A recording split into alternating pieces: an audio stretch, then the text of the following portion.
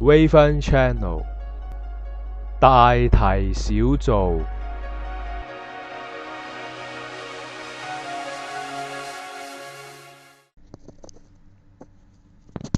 簡單介紹一下郭嘉。郭嘉呢就係三國時候袁紹嘅人嚟嘅，後來呢就做咗曹操麾下嘅重要謀士。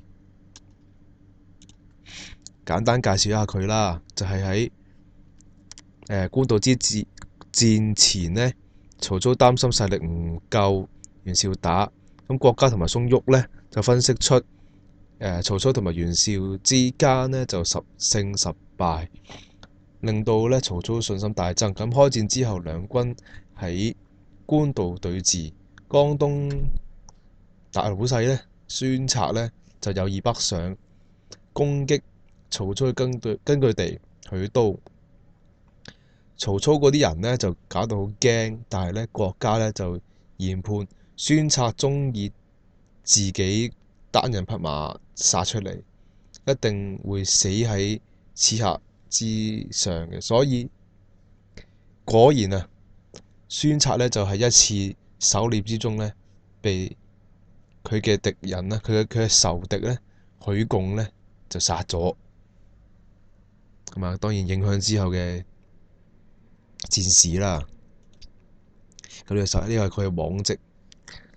咁啊，郭嘉喺嗰個點樣評價佢呢？就係佢係洞察力敏銳嘅謀士，深得信賴。佢自己呢亦都曾經舉薦過一啲參謀，好似劉華咁樣。咁呢，毛澤東呢就好多次呢都去推薦呢啲人呢去讀郭嘉傳嘅。咁郭嘉呢喺毛澤東眼中呢，就係叫做多謀善斷嘅人。多謀善斷即係點解呢？就係話重點喺個謀字之上，要多謀少謀係唔得嘅，即係要多啲謀，要喺各個方面去商量。反對少謀冇斷，商量又少又冇斷，嗰個事情呢就會做得唔好啦。謀係基礎，只有多謀先至能夠善斷。謀嘅目的就係為咗了斷，要當機立斷，唔好優柔寡斷。